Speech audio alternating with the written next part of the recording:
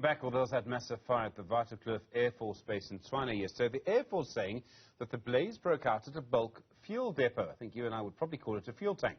But they've confirmed no one was hurt and that the main fuel supply is not affected, although it does now appear that there may be issues that Waterkloof cannot actually refuel planes. That may mean the Air Force has to use other Air Force bases or other airports. Darren, Olivier is the director of the African Defence Review. Darren, good afternoon to you.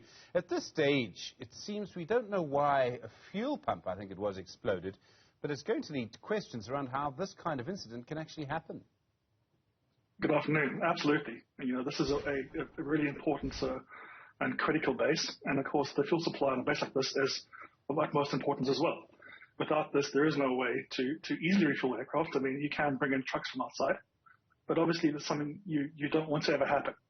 What appears to have taken place is there is a fuel pump and valve station next to the underground tanks and next to two overground tanks, and that's what caught fire last night. Part of the claim is that there appears to have been a leak from one of the valves. As yet, it's unclear as to what caused that or how it happened, but obviously that should never happen. While it is possible, obviously, that this was that this was merely an accident and not foul play, nonetheless, there are still questions to be asked about this. Well, I mean, in airlines and running civilian aircraft, maintenance is everything. I mean, it's almost a bit like a religion to some people. Maintenance is absolutely key. I presume running aircraft for the Air Force is exactly the same thing. Maintenance is everything. Yeah, I mean, the Air Force has exceptionally high standards for maintenance.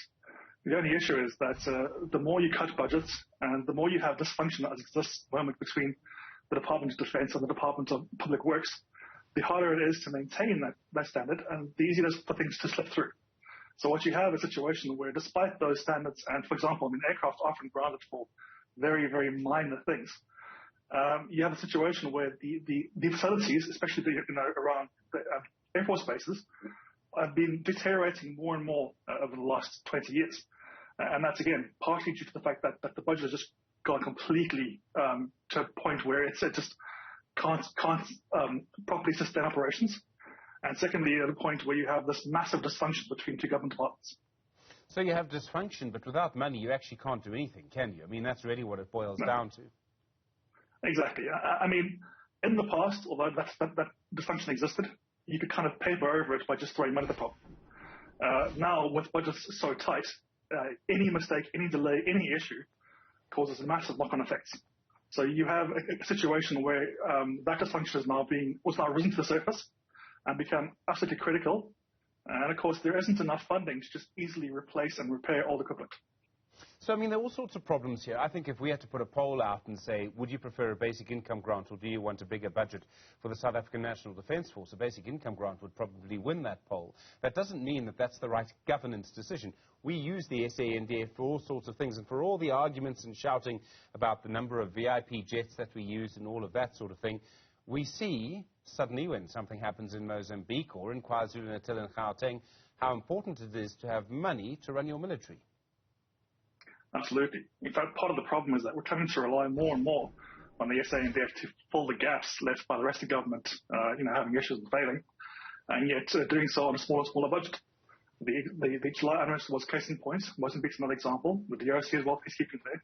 In all these cases, we're relying heavily on a dwindling number and supply of military assets. It doesn't have to be either or, though. Yes, we should be spending more if you want the current level of capability.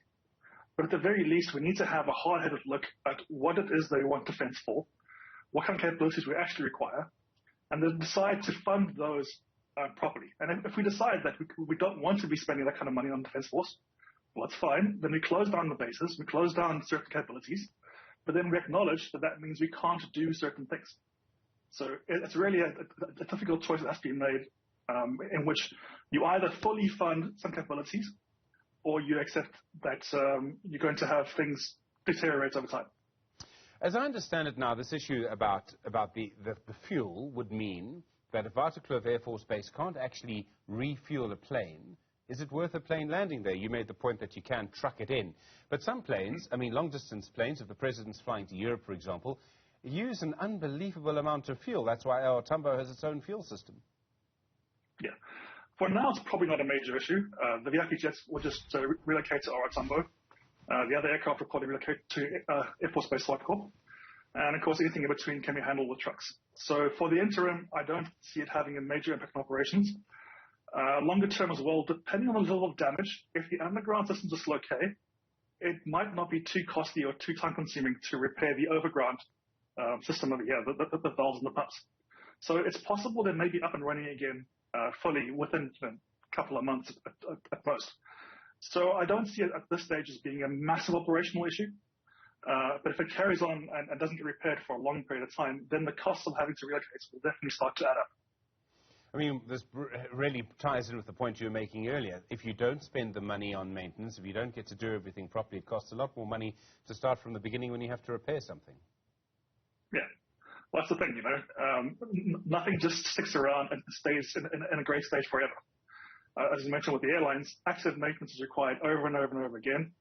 It's a never-ending process, and especially as equipment gets old, the systems at that base are not exactly brand new. So once you get to that point, you really have to keep maintaining at a high level. Otherwise, it will deteriorate and you will have incidents. Obviously, that's saying that. I don't know the cause of last night's fire. I'm speaking about what is a possible outcome, a possible cause. And that, we do know that a lot of that fuel infrastructure is pretty old. But I don't know the actual cause of it yet. There are a lot of conspiracy theories, Darren, running around at the moment, and I think they've been sparked by several things, the violence we saw last year, the fire at Parliament. I would imagine that getting into an Air Force base and getting to any kind of facility at Waterkloof, despite one or two weddings we've seen recently, I would imagine it's still a very difficult thing to do, right? Yeah, security is extremely tight. The perimeter is patrolled all the time. It'd be very, very difficult for individuals from the outside to get in there and spend a good amount of time there. Obviously not impossible, it's a large base. And it's always very difficult to completely protect a base that size against all kinds of, intruders, without having one or two maybe slipping in over the years. That's not unique to us. Even the US military has had problems with that. That being said, though, there's no indication of a break-in. There's no indication that anybody was able to get into the base. The security is as tight as any facility I've seen in South Africa. And yeah, it does seem at this point that the SANDF themselves are not convinced that there was foul play involved. And they're looking primarily at an issue of, I think, a valve that failed.